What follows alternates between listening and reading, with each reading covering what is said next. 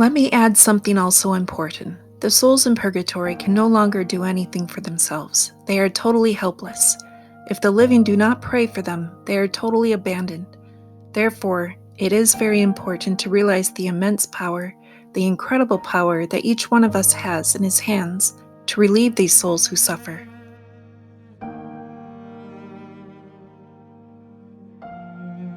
A soul in purgatory sees very clearly on the day of his funeral if we really pray for him, or if we have simply made an act of presence to show we are there.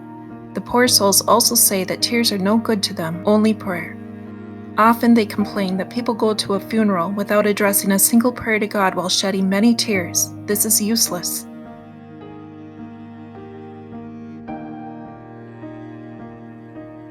Another very effective means, Maria tells us, is the Stations of the Cross, because by contemplating the sufferings of the Lord, we begin little by little to hate sin and to desire salvation for all people. This inclination of the heart brings great relief to the souls in purgatory.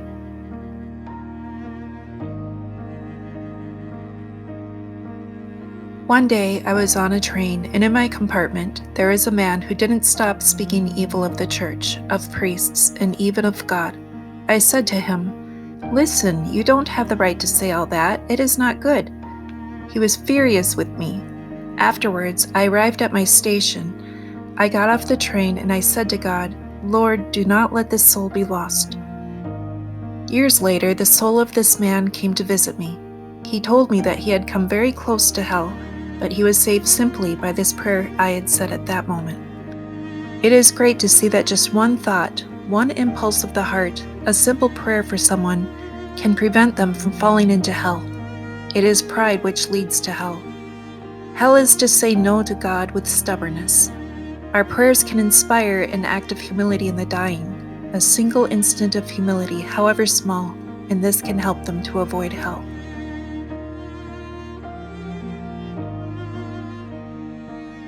Here I would like to give you the testimony of Herman Cohen. He left the world to enter a very austere religious order, and he frequently adored the Blessed Sacrament, for which he had a great veneration. During his adoration, he would beg the Lord to convert his mother, whom he loved so much. Well, his mother died without having been converted. So Herman, sick with sorrow, prostrated himself before the Blessed Sacrament, and in deep grief he prayed, "Lord, I owe you everything, it is true, but what have I refused you? My youth, my hopes in the world, my well-being, the joys of a family, a rest? I sacrificed all as soon as you called me. And you, Lord, eternal goodness, who promised to give back 100-fold, you have refused me the soul of my mother. My God, I succumb to this martyrdom. I will stop my complaints." He cried his poor heart out. Suddenly a mysterious voice struck his ear. "Man of little faith, your mother is saved. Know that prayer is powerful in my presence. I gathered all those you have addressed to me for your mother, and my providence took account of her in her last hour. At the moment she expired, I came near to her. She saw me and cried, 'My Lord and my God.' Have courage, your mother has avoided damnation, and fervent supplication will soon deliver her soul from the bonds of purgatory." We know that Father Herman Cohen soon afterwards learned through a second apparition that his mother had risen to heaven.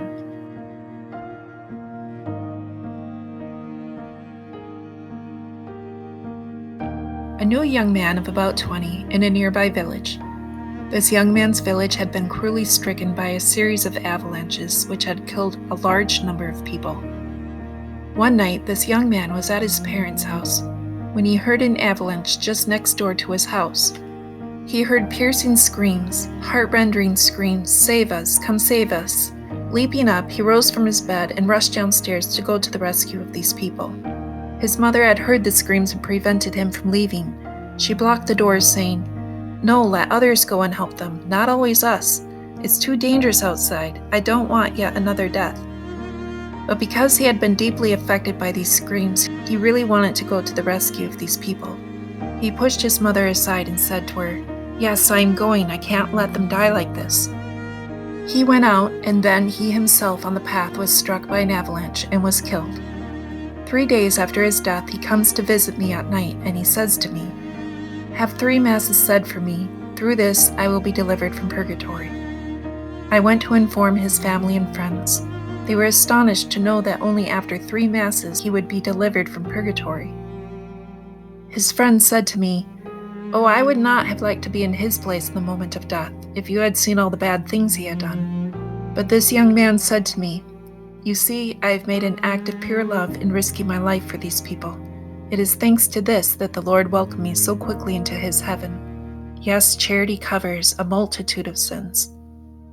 The story of this young man shows us that charity, a single act of love given freely, had been sufficient to purify this young man from a sinful life, and the Lord had made the most of this moment of love.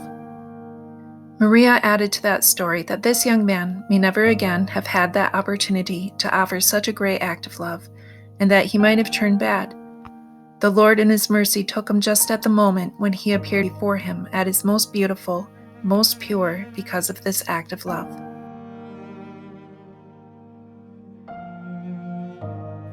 It is very important at the hour of death to abandon ourselves to God's will. Maria told me of the case of a mother of 4 children who was about to die. Instead of rebelling and worrying, she said to the Lord, "I accept death as long as it is your will, and I put my life in your hands. I entrust my sons to you, and I know that you will take care of them." Maria said that because of her immense trust in God, this woman went straight to heaven and avoided purgatory.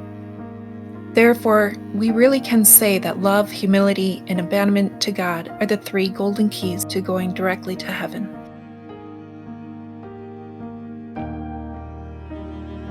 He told them this, "My children, a good priest had the unhappiness to lose a friend he cherished greatly, and so he prayed very much for the repose of his soul. One day, God made known to him that his friend was in purgatory, and he suffered greatly.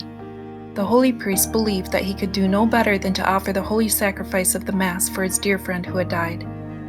At the moment of the consecration, he took the host between his fingers and said, 'Holy Eternal Father, let us make an exchange. You hold the soul of my friend who is in purgatory, and I hold the body of your son in my hands. Well, good and merciful Father, deliver my friend, and I offer your son with all the merits of his death and passion.' The request was answered. In fact, at that moment of the elevation, he saw the soul of his friend shining in glory, rising to heaven. God had accepted the deal.